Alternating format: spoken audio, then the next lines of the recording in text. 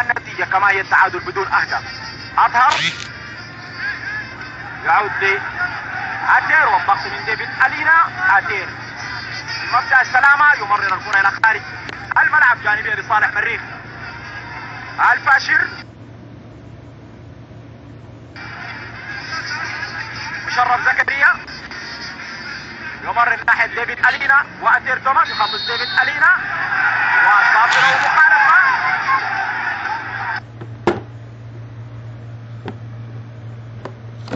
مخالفة من ديفيد ألينا مع أتير توماس.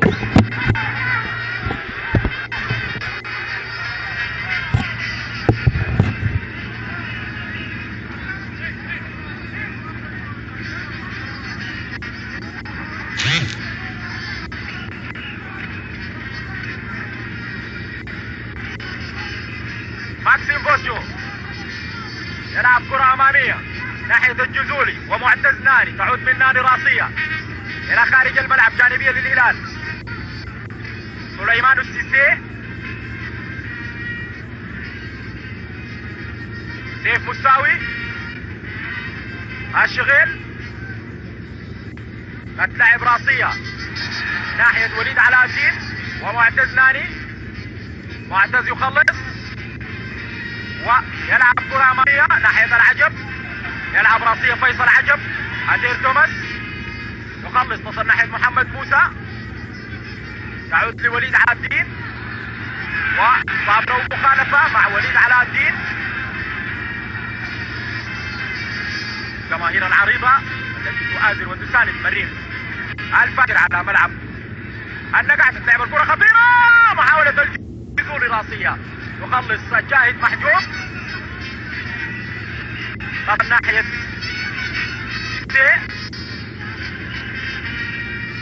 يلعب مساوي أمامية محمد موسى تتلعب لناني لمحمد خميس،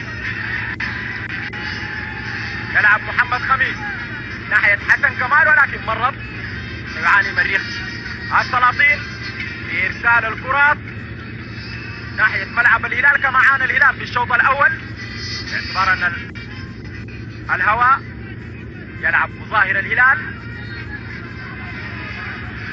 من الجنوب إلى الشمال وهو اتجاه ملعب الهلال.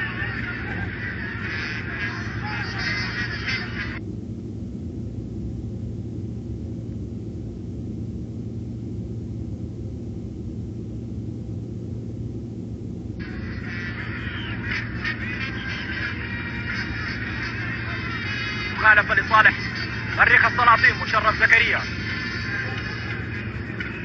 يترك الكرة لحسب محمد يوسف للتنفيذ.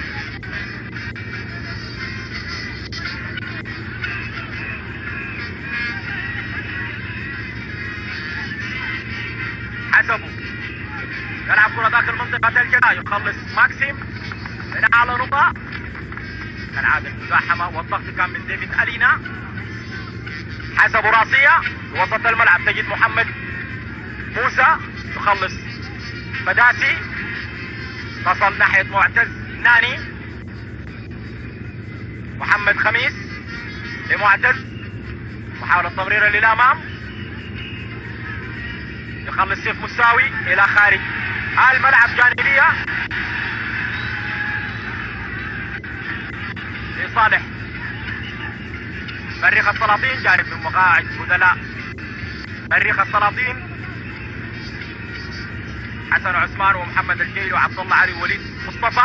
ديفيد ألينا محاولة تمرير، خلص أطهر الطاهر لصلاح الجزولي، تعود حسبه لفيصل عجب، تعود من أتير تتخلص، تعود لحسن كمال، يلعب لفيصل عجب لحسن كمال وزن خطيرة، محاولة العكسية أمام المرمى، وضع السيف مساوي إلى خارج الملعب.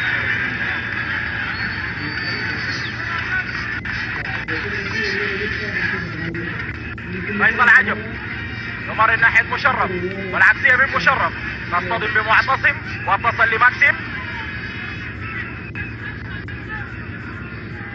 تلعب الكرة أمامية الشغيل، أطهر الطاهر يمر باتجاه صلاح الجزولي وحسبه، ويبعد حسب الكرة الى خارج الملعب. تماس لصالح الهلال. 10 دقائق مرت. التعادل يسيطر على نتيجة المباراة في شوطها الثاني. مريخ الفاشل والهلال في الاسبوع 14 لبطولة السوداني للدوري الممتاز. معاوية فداسي يلعب الجانبية، محاولة راسية مبعدة الى خارج الملعب، ركنية. اليوم ضمن مباريات ذات الاسبوع يستقبل المريخ الاهلي والمدني بملعبه في ام درمان بعد العودة من تونس والتأهل الى مجموعة دوري ابطال افريقيا الذي سينازل من خلال الثلاثي الجزائري وفاق الصيف واتحاد العاصمة ومولودية شباب العلمة. تلعب الركنية داخل منطقة الجزاء، يبعد محمد خميس. ايضا الاهلي شندي يستقبل فريق المرغني الكسلاوي في استاد شندي مساء اليوم.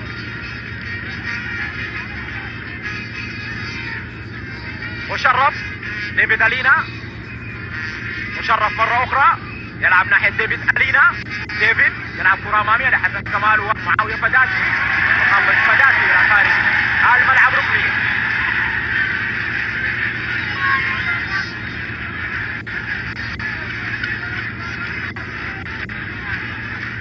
ركنية لمريخ الفاشل. فيصل عجب في تنفيذ الركنية، صعود لعماد عبد الله وحسب محمد يوسف.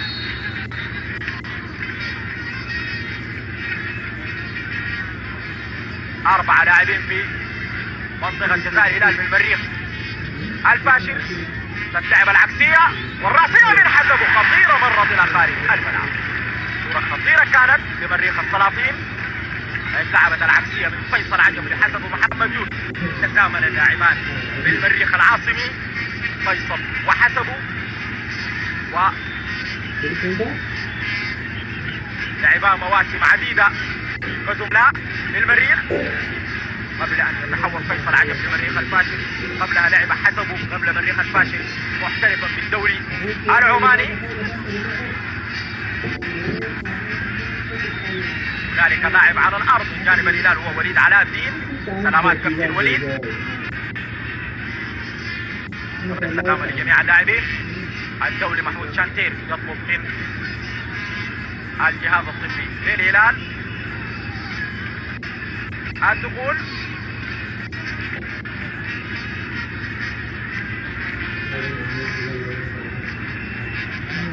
ايضا مباريات الاسبوع 14 ستستمر ان شاء الله عصر غد بلقاء مريخ البوسني والهلال الفاشل للأبيض. الهلال الأبيض فريق هلال كادوكلي، بينما يشهد استاد الخرطوم مساء المواجهة الخرطومية التي تجمع النسور والخرطوم الوطني.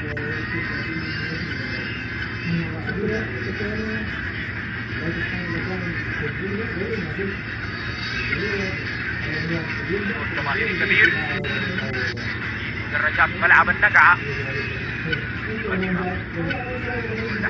والصوت من مدينة الفاشل وما جاور المدينة من قرى وبلدات. نيران كثير اليوم من الجماهير الرياضية في فاشل الصيفان حاضرة ولاية شمال دارفور، حتى بعض المحليات والمعتمديات مدينة الكثير لمتابعة ومعايشة اللقاء الكبير الذي يجمع مريخ السلاطين بالهلال. زيارة طرفي القمة للمدينة تعزز من أعياد المدينة. بين شوطي المباراة تم تكريم وادي ولاية وراعي الرياضة السيد عثمان محمد يوسف كبير من قبل الاتحاد المحلي لكرة القدم في مدينة الفاشر، عرفان لما قدموا للرياضة ولكرة القدم تحديدا في مدينة الفاشر. إنشاء الاتحاد ملعبين دوليين شهيدا بطولة سيكافا، أيضا صعود الفريقين مريخ الفاشل وهلال الفاشل إلى منظومة الدرجة الممتازة. كذلك المرور في ولاية شمال دارفور كرمت والي الولاية على شرف أعياد المرور العربي الذي يأتي هذا العام تحت شعار إنسان نفسه. تشرف محاولة استحواذ يخلص اطهر، يبعد حسبه محمد يوسف. ايضا تم تكريم نادي الهلال من قبل شرطة المرور بمدينة الفاشر، كما تم تكريم قائد شرطة ولاية شمال دارفور من قبل شرطة المرور. المرور في اعياد اسبوع المرور العربي. حسب يلعب كرة امامي ناحية ديفيد ألينا، يتخلص مبعدة ناحية حسب، يبعد الكرة راسية الى خارج الملعب.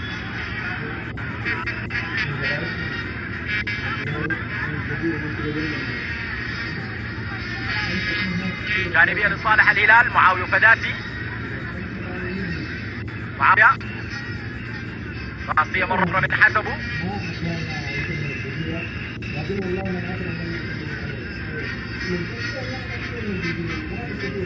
تتعب الكرة ناحية صلاح الجزولي، يبحث عن المساحة للتسديد، تعود ناحية أطهر، يتخلص مبعدة اتجاه آدمز ويليامز والهجمة المرتدة، تتعب لديفيد ألينا. ديفيد ألينا كما ذكرت محطة مهمة، شوف التخليص والترويض والانتظار. تتلعب الكرة في اتجاه مشرف، محاولة تمريرة خاطئة، التمرير يخلص وليد علاء الدين أمامية لأطهر الطاهر، أظهر في اتجاه الجزولي، وجود راية وتسلل على صلاح الجزولي.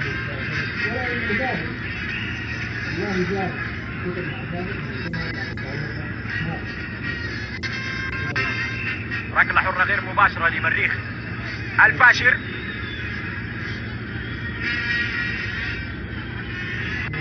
حسبه فيصل عجب وديفيد ألينا، تتخلص تصل ناحية مشرف، محاولة التسديد المباشر تصل سهلة لماكسيم بوتشو. ماكسيم يلعب كرة أمامية ناحية عماد الصيني، عماد وحسبه، يخلص حسبه إلى خارج الملعب.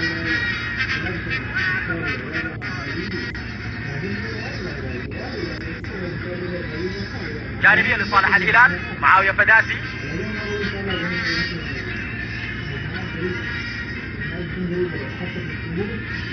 محاولة راسية من الجزولي ولكن مرت إلى خارج الملعب. ركلة ضماء لمريخ الفاشر. كان حامد يتأهب للمشاركة، يقوم بعملية الإحماء استعدادا وتأهبا للمشاركة، وما يكون الخيار الأول للتونسي نبيل الكوكي.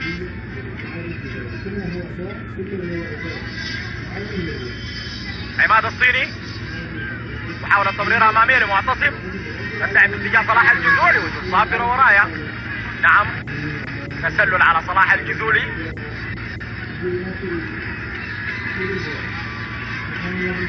أيضا منتزه كاريكا، ربما يكون خيار آخر يقوم بعملية الإحماء بجانب نزار حامد.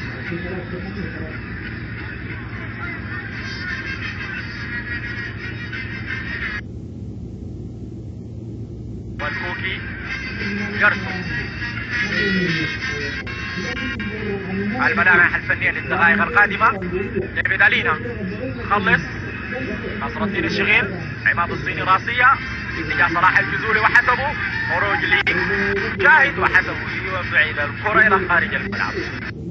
صلاح الجزولي مارس ضغط على حسبه، لحظة خروج حارس مرمى جاهد محجوب، لم يكن هنالك أي خيار أمام حسب محمد يوسف سوى إبعاد الكرة إلى خارج الملعب للركنية. أظهر الطاهر في تنفيذ الركنية، تتلعب من أظهر، تتخلص تصل ناحية وليد علاء الدين. وليد يمرر باتجاه أتير توماس، بعيدة على أتير، مرت إلى خارج الملعب. ركلة مرمى لمريخ.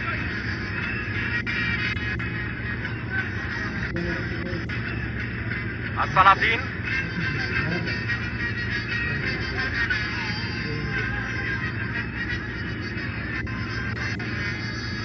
معتز أحمد يلعب كرة أمامية ناحية ديفيد ألينا، محاولة راسية ومخالفة مع سيف مساوي.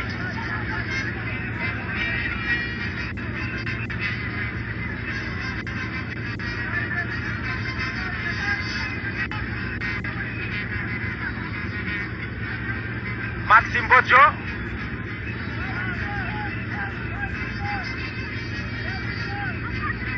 تتلعب الكرة امامي من ماكسيم ناحية عماد. محاولة راسية من عماد الدين صلاح الدين. عماد الصيني مرت الى خارج الملعب. عماد نجم الفريق الرديف في الهلال جانب اطهر الطاهر وليد علاء الدين معتصم عبد القادر والقائم عن صفوف الهلال في هذه المباراة محمد عبد الرحمن. ايضا بشا الصغير كلهم من ثمار الفريق الرديف في الفرقة الهلالية. كما ذكرت العلامة الابرز في الهلال هذا الموسم. تلعب الكرة ناحية عماد الصيني يخلص عماد عبد الله. اظهر الطاهر يترك الكرة تمر الى خارج الملعب. هنالك لاعب على الارض في صفوف مريخ الفاشر حسن كمال. ربما نعم حسن كمال. سلامات كابتن حسن كمال.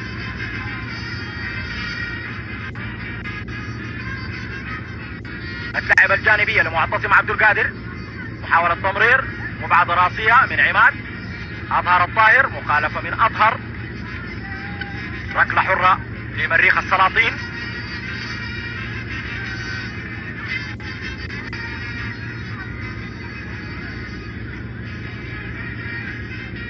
جانب من الحضور الجماهيري الذي يتابع بشغف المباراة. اظهر محاولة تمرير تتخلص تصل ناحية اظهر. هجمة خطيرة للهلال حسبوا او عماد عبد الله يبعد. تعود مرة اخرى هلالية خطيرة ومحاولة العكسية وابعاد دفاع مريخ الفاشل. تلعب ناحية حسن كمال والانطلاقة الهجومية لحسن. ديفيد ألينا امامية لمشرف. ظهور لسيف مساوي ومحاولة الابعاد سيف مساوي. تصل الكرة ناحية معتصم. ديفيد ألينا. اظهر الطاهر يمرر ناحية عماد الصيني ومحاولة تمرير تعود وسط الملعب الشغيل. مشرف زكريا. مرت الكرة من حسن كمال الى خارج الملعب جانبية لصالح الهلال. معاوية بشير.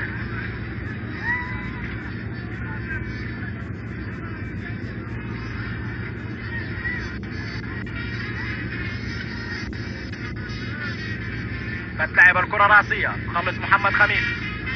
تصل ناحية فيصل عجب يمرر لديفيد ألينا يخلص تير. اظهر مرر الكرة امامية. تجد معتز ناني.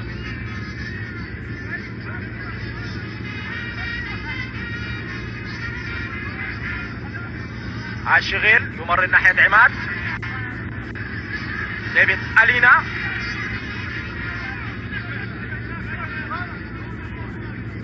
محاولة تمرير يبعد معاوية. فتاة الكرة الى خارج الملعب جانبية.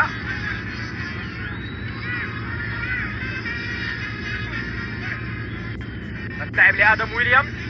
محاولة تمرير وانتو مع حسن كمال ولكن مرت الكرة الى خارج الملعب.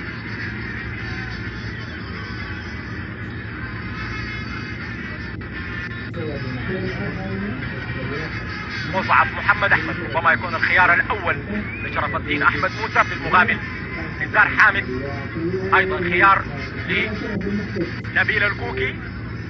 مصعب محمد احمد الشيخ مصعب العالمين.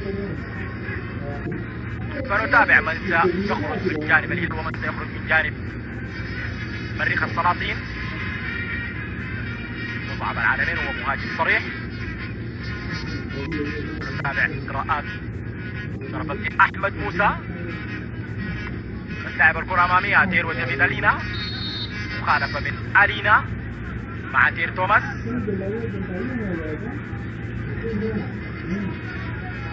تبديل الآن سنتابع نزار أو مصعب العالمين. الآن هو بديل لآدم ويليامز لاعب الوسط من على الناحية اليسرى. بالتالي يقتضي هذا الأمر تغيير في خانات اللاعبين بملعب المباراة. سيعود فيصل عجب إلى وسط الملعب ليلعب من على الناحية اليسرى أو يتحول حسن كمال على الناحية اليسرى ويصبح مصعب العالمين مهاجم صريح. ايضا الهلال الان سيقوم بتبديل. من سيكون اللاعب المستبدل من جانب الهلال؟ هل هو معتصم عبد القادر؟ نعم، معتصم جانب من الحضور في مقصورة ملعب النقعة.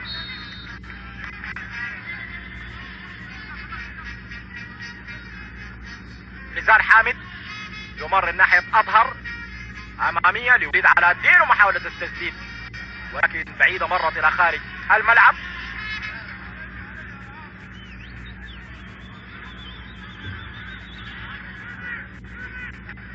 إذا شرف الدين أحمد موسى يدفع بمهاجم، ونبيل الكوكي يدفع بلاعب وسط.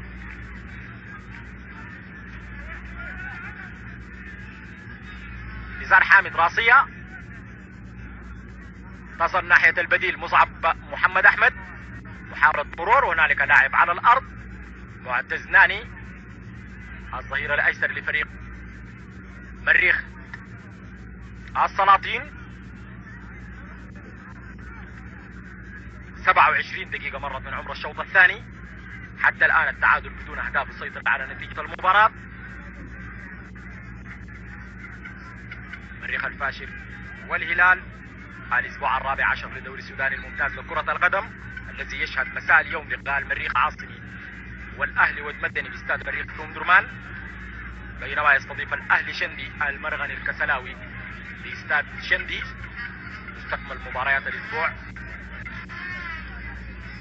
غدا إن شاء الله عصرا. مريخ كوستي يستضيف هلال الفاشر، جابر بوبية تستضيف هلال كادوغلي في ديربي كردفاني، بينما يستقبل الجسور فريق الخرطوم الوطني بالخرطوم. المعد البدني ومدثر كاريكا، مدثر الطيب المهاجم الأول بالفرقة الهلالية، وعملية الإحماء استعدادا ولهم المشاركة متى ما يقتضت الرؤية الفنية لنبيل الكوكي دخول مدثر كاريكا لملعب المباراة.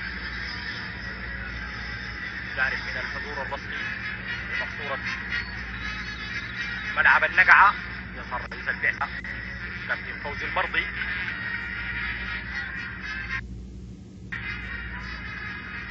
تم تكريم فريق الهلال في جانب شرطة المرور ونادي الهلال الفاشل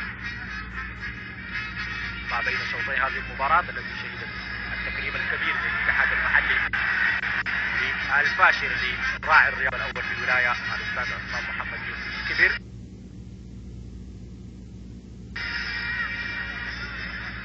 معاوية بشير يمر الكرة أمامية تتخلص، تتلعب ناحية فيتالينا واتير توماس، تعود ناحية نزار حامد، يمر لأطهر الطاهر، تتلعب ناحية نزار، تصل بصلاح الجزولي ومحاولة تسديد مباغت من الجزولي ولكن مرت إلى خارج الملعب. ركلة مرمى لمريخ السلاطين.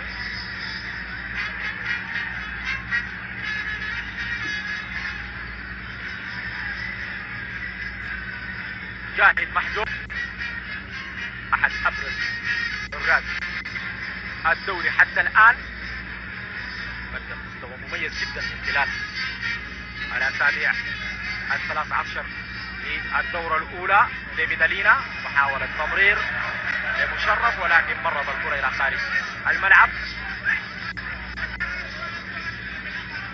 جانبية لصالح الهلال معاوية بشير، تتلعب ناحية صلاح الجزولي لنزار حامد لوليد علاء الدين، وليد تصل الكرة ناحية سليمان السيسي، محاولة عكسية يبعد مشرف، تصل ناحية محمد خميس لحسن كمال، أمامية لفيصل عجب، تجد سيف مساوي يخلص سيف مساوي ناحية عماد الصيني، راية على الصيني، تسلل، ركلة حرة غير مباشرة لصالح مريخ الفاشر.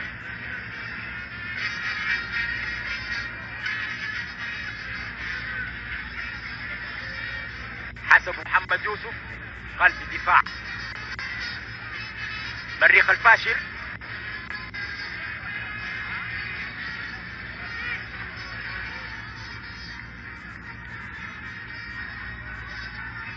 حسبوا يلعب كرة أمامية. مصعب العالمين محاولة راسية خلص سيسي جانبية لمريخ السلاطين. تتلعب لمصعب تصل ناحية ناني محاولة المرور تتخلص من جانب سليمان السيسي. تتلعب لوليد تعود ناحية سيف مساوي.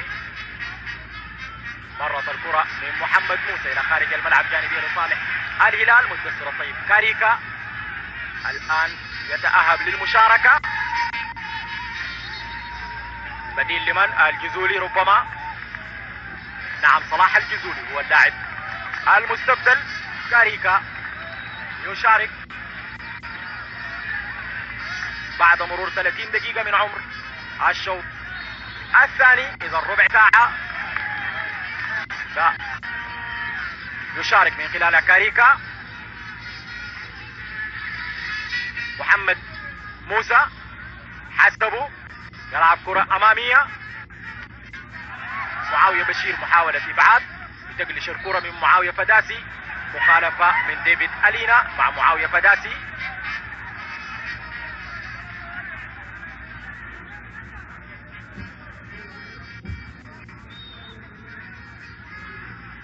سيسي ومصعب. مرت الكرة من سيسي إلى خارج الملعب جانبية.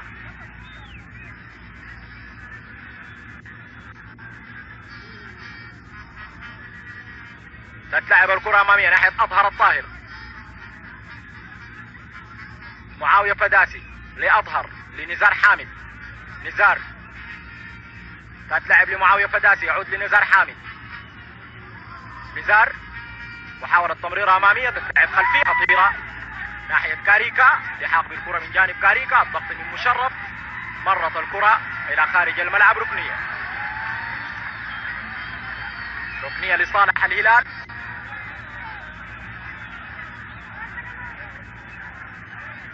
كاريكا في التنفيذ.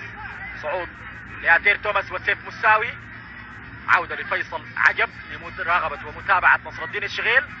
مهام عديدة. محمد موسى ومساوي تتلعب العكسية. محاولة إبعاد خطيرة. مبعد تصل ناحية وليد علاء الدين. محاولة راسية. أظهر الطاهر حسبوا ومحمد خميس يخلص راسية. يبعد محمد موسى في اتجاه ديفيد ألينا. استحواذ تتلعب لفيصل عجب. يلعب لحسن كمال. هجمة مرتدة خطيرة ومحاولة دخول منطقة الجزاء. معاوية فداسي يبعد الكرة بمبدأ السلامة إلى خارج الملعب جانبية. وليد مصطفى الشهير بوليد الفاشر يتأهب للمشاركة. ربما بديل لفيصل عجب. وليد الفاشر يغادر ملعب المباراة. فيصل عجب ويشارك وليد. أحد أبرز نجوم المدينة وليد الفاشر انتقل من الهلال الفاشر إلى الهلال العاصمي ثم عاد إلى مدينة الفاشر ولكن لمريخ السلاطين. الموسم الثاني لوليد مع مريخ الفاشر.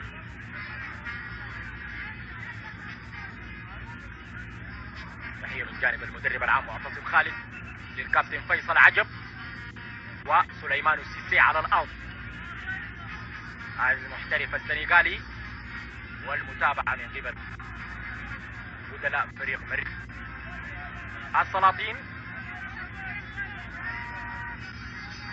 معروف ومشهور اللاعب وليد مصطفى وليد الفاشل في المدينة بوليد دروغبا من جانب عشاق فريقه الأول بالمدينة هلال الفاشل.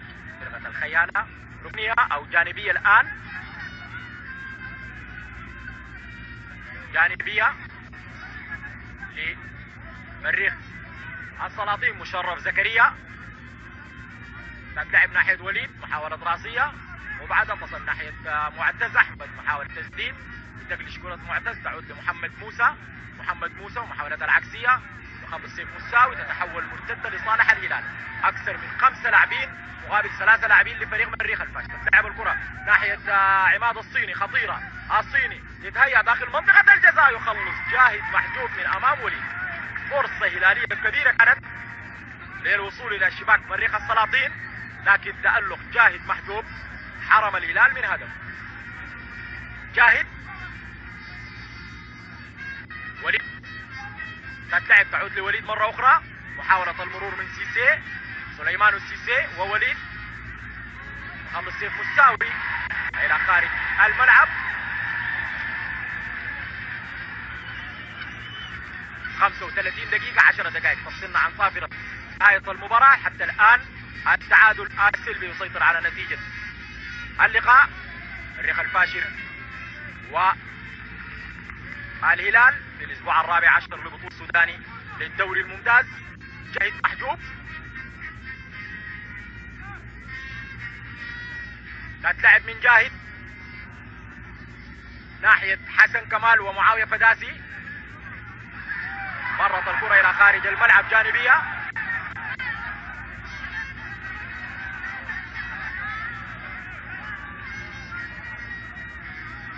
معاوية فداسي لتنفيذ الجانبية، تتلعب ناحية وليد مصطفى. وليد محاولة الانطلاقة مضغوط عليه بسليمان السيسي. وليد استحواذ على الكرة وحفاظ على الكرة، محاولة تمرير للخلف تتحول هلالية مرتدة. أظهر الطاهر، أظهر نزار حامد لأظهر الطاهر، خطير الكرة للهلال ومحاولة العكسية أمام المرمى خطيرة من وليد علاء الدين. مرة أيضا فرصة هلالية كبيرة جدا للمرة الثانية من وليد علاء الدين أمام مرمى مريخ السلاطين.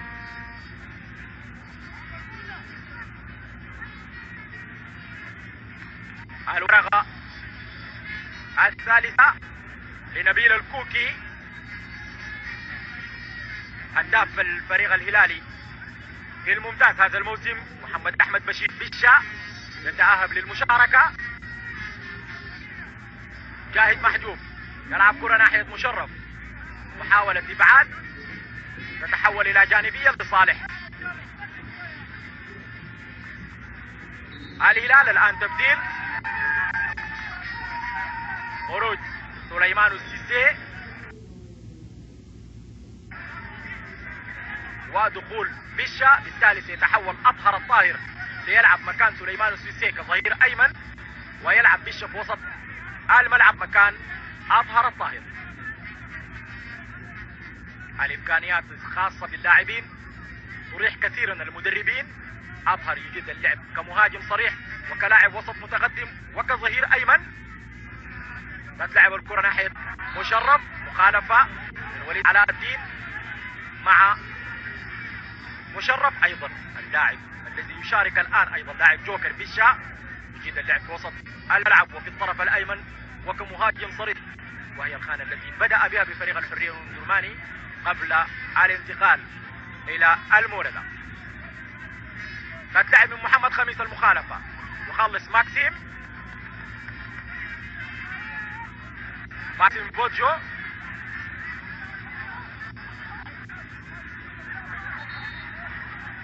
واعتراض للكرة من جانب حسبه وليد مصطفى. وفي هذا الاعتراض قصة. حسبه والخبرة الكبيرة هو المدافع المتقدم يريد كسب الوقت والعودة لتغطية المنطقة الدفاعية، بالتالي بخبرته الكبيرة حصل على هذه المخالفة أمام الكاميرون ماكسيم بوجو. حسبه يخلص نزار حامد، تتلعب الكرة في اتجاه وليد. حسن كمال يضغط على نزار، يخلص الهجمة المرتدة، انطلاقة لحسن كمال، تتلعب لوليد مصطفى. وليد محاولة التقدم، يهيئ الكرة للخلف ناحية مصعب العالمين. مصعب والتسديد المباغت من مصعب ولكن بعيدة، مرت إلى خارج الملعب.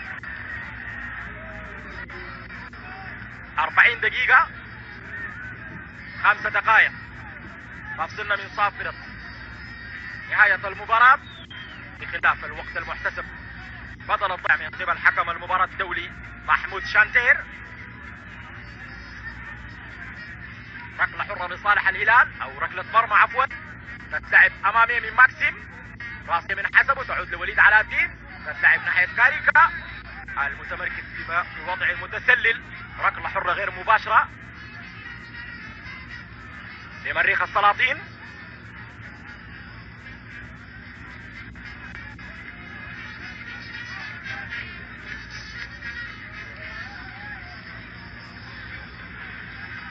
حسب محمد يوسف. تتلعب الكرة امامية،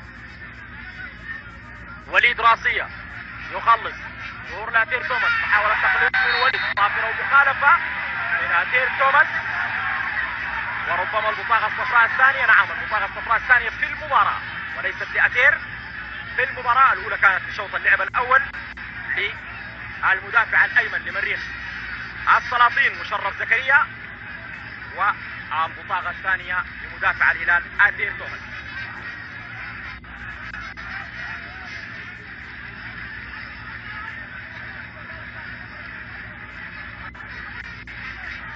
مخالفة لمريخ السلاطين، صعود بحسب محمد يوسف، وايضا موجود وليد، والثنائي يجيد الضربات الراسية بجانب النيجيري ديفيد ألينا ومصعب علوين ومحمد موسى. تتلعب من حسن كمال داخل منطقة الجزاء، خلص ماكسيم. تتلعب كرة أمامية، يخلص عماد عبد الله ويبعد الكرة، تصل ناحية حسن كمال، يخلص حسن كمال إلى خارج الملعب. كل فريق يريد على أقل تقدير الحفاظ على شباكه نظيفة. نلعب في دقائق أخيرة. تتلعب الكرة، يخلص معتز، وراية وتسلل.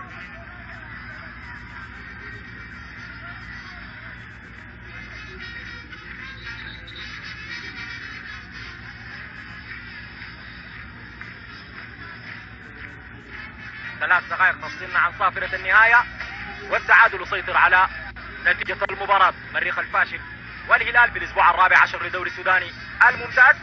حسب محمد يوسف يلعب كرة امامية ناحية وليد مصطفى راسية، تعود مرة اخرى الشغيل ووليد، يخلص الشغيل، تصل لنزار حامد، يلعب ناحية كاريكا وحسبه، كاريكا وحسبه، تتلعب في اتجاه نزار، ظهور لعماد عبد الله، يبعث الكرة جانبية لصالح الهلال. الهلال يبحث عن هدف لتخليص المباراة، كذا الحال مريخ الفاشل. تتلعب لمعاوية بشير ومحاولة تقدم والتسديد، تتلعب من معاوية فداسي، ولكن مرت يمين جاهز محجوب حارس مرمى مريخ الفاشل الى ركلة مرمى.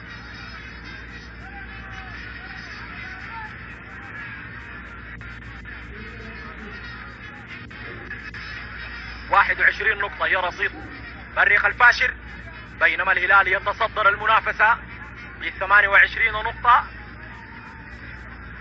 مريخ الفاشل سيتحول الاسبوع القادم الى ولاية النيل الابيض، تحديدا مدينة كوستي، وينازل فريق الرابطة، بينما يخوض الهلال ان شاء الله الاحد القادم مواجهة القمة امام نادي التقليد المريخ في ختام مباريات الفريقين ببطولة السوداني للدوري الممتاز في دورته الاولى. مصعب، محاولة راسية، اطهر، تعود ناحية محمد خميس، تتلعب الكرة امامية ناحية وليد او ديفيد ألينا، خطيرة ديفيد ألينا، يهيئ الكرة ناحية مصعب ومحاولة التسديد، يخلص اطهر. تتلعب الكرة من وليد راسية ناحية بشة، حاسبوا بمبدأ السلامة، يبعد الكرة الى خارج الملعب جانبية. ابراهيم جعفر من جانب فريق مريخ الفاشل يتأهل للمشاركة. عماد الصيني يلعب كرة داخل منطقة الجزاء، يخلص جاهز محجوب قبل ان تصل الكرة لكاريكا. مميز جاهز محجوب من ابرز حراس المرمى في الدورة الاولى للبطولة حتى الان. مصعب، محاولة تمرير، تصل ناحية محمد موسى، تتلعب راسية وليد، محاولة راسية، حسن كمال يخلص، حسن كمال يبعد الكرة الى خارج الملعب. معاوية بشير، نلعب في اخر ثواني الدقيقة الاخيرة، سنتابع كم سيحتسب الدولي محمود شانتير، وقت بدل ضايع. تتلعب كاريكا راسية ناحية الصيني، تعود لوليد، لكاريكا، تتمرر لعماد الصيني، يخلص محمد خميس، وحسن كمال يبعد معاوية فداسي، الكرة راسية لا خارج الملعب، جانبية لمريخ الفاشل على الارض. الكابتن حسن كمال، سلامات كابتن حسن كمال، مجهود كبير بذلوا لاعبي الفريقين من خلال المباراة، ونحن نلعب في الثواني الاخيرة من الوقت الرسمي. فنتابع كم يحتسب الدولي شانتير، وكم دقيقة سيلوح بها حكم اتحاد الخرطوم محبوب محمد أبو بكر.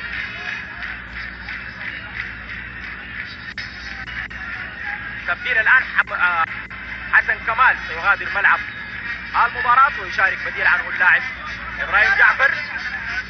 نحن نلعب في الدقائق الأخيرة. حسن كمال إلى خارج الملعب، لاعب وسط بلاعب وسط. إبراهيم جعفر أيضا لاعب وسط لمريخ الفاشر ولكن ذو نزعة دفاعية، وحسن كمال ذو نزعة هجومية. تتلعب الكرة ناحية ديفيد ألينا، يخلص معاوية فداسي، تتلعب عكسية، يخلص سيف مستاوي، تصل ناحية محمد موسى، تعود بالكرة راسية، مصعب العلمين، معاوية فداسي، محمد خميس، تصل ناحية نزار حامد، تتلعب الكرة ناحية بشا، محاولة الانطلاقة الهجومية لبشا، الشغيل والضغط من ديفيد ألينا. وليد علاء الدين يمرر ناحية أطهر الطاهر. الهلال يبحث عن هدف لتخليص المباراة. تتلعب راسية مبعدة من محمد موسى إلى خارج الملعب جانبية لصالح الهلال. الآن الهلال في الوضع الهجومي، نلعب في الدقائق الأخيرة.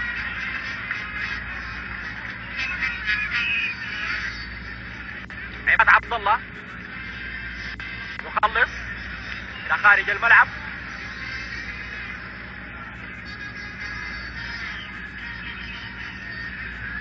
حسب الوقت الخاص بمعلق المباراة نلعب في الدقيقة الثانية. تتلعب الكرة داخل منطقة الجزاء، يخلص جاهد محجوب من أمام عماد الصين. دقيقتين مرت، لم نشاهد حكم المباراة يحتسب وقت بدل ضايع.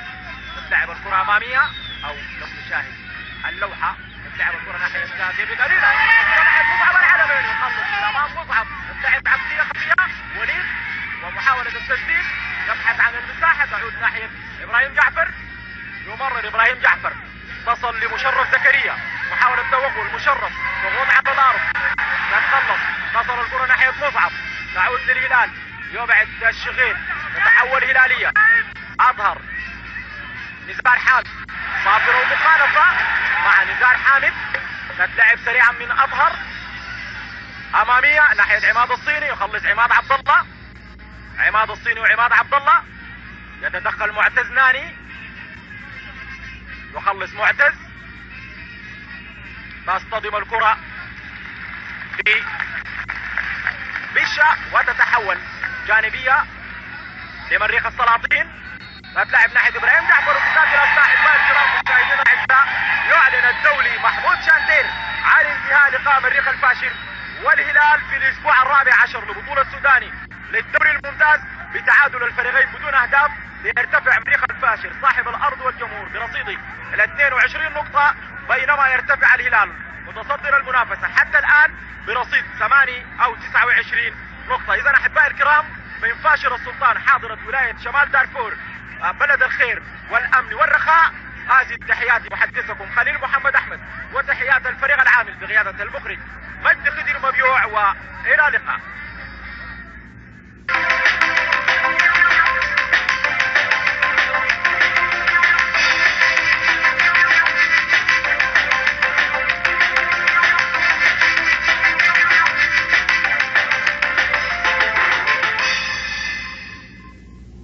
اهلا بكم من جديد متابعينا في كل مكان. نهاية مباراة مريخ الفاشر والهلال العاصمي بتقاسم النقاط، نقطة لكل فريق. يرتفع مريخ الفاشر بنقاطه ل 22 نقطة والهلال العاصمي إلى 29 نقطة. التعادل السابع لمريخ الفاشر وهو العاشر أو الخامس للهلال العاصمي، 10 نقاط كاملة ضائعة في التعادلات بالنسبة لفرقة الهلال. كابتن الهادي آدم، شوط ثاني تغيرت فيه المعطيات ولم تتغير فيه النتيجة.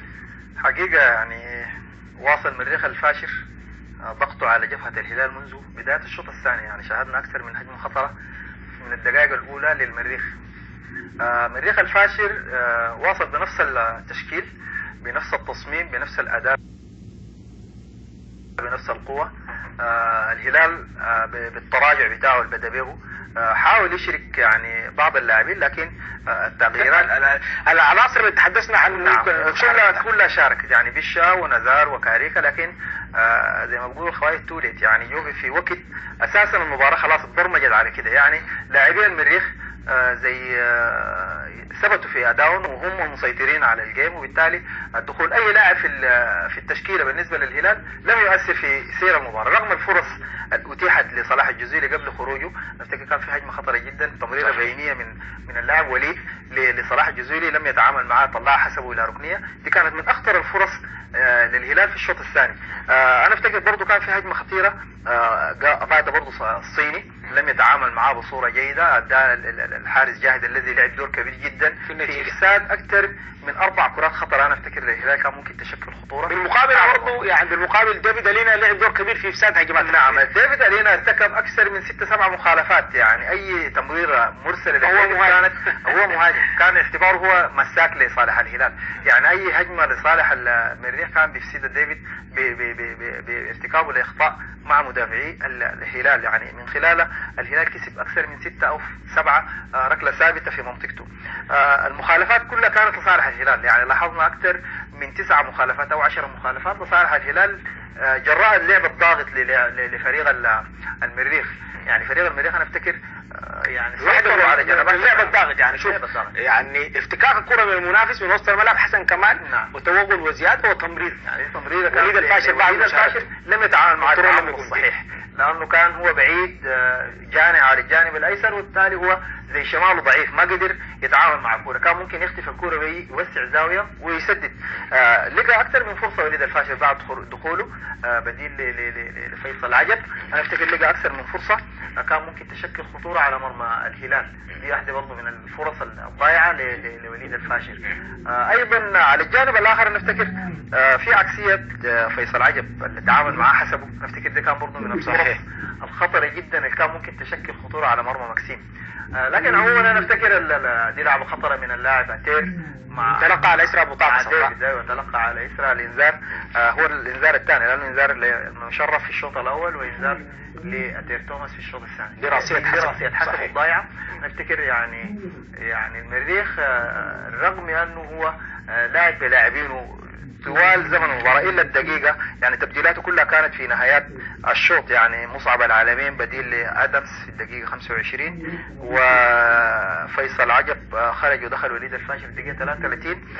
كمال خروجه كان في الدقيقة 45 ودخل بديل له إبراهيم تبديل تكتيكي واضح. يعني التبديل التكتيكي لمريخ الفاشر أنا أفتكر أتى أكله، حافظ وسط المريخ على أداؤه وسيطرته الكاملة رغم دخول نزار. فرص الهلال برضو يعني نزار بعد مشاركته صنع العديد من الفرص، افتكر ادانا السيطرة نوعا ما للهلال في اكثر من 7-8 دقائق. الهلال تنقى الكرة وحاول يصل لمرمى جاهد اكثر من مرة بعد نزول نزار حامد، لكنه نفتكر كان برضو في عدم توفيق من الصيني، لانه الصيني برضو يعني لقى فرصتين نفتكر كان ممكن تكون هدفين صراحة الجزيري، قلة الخبرة طبعا. نعم قلة الخبرة مع الضغط الواضح جدا لحسبه وعماد في قلب الدفاع. انا افتكر حسبه وعماد قاموا بدور كبير. شوف حتى بيتشا عندما شارك داخل برضه فرصه برد بينيه للصيني.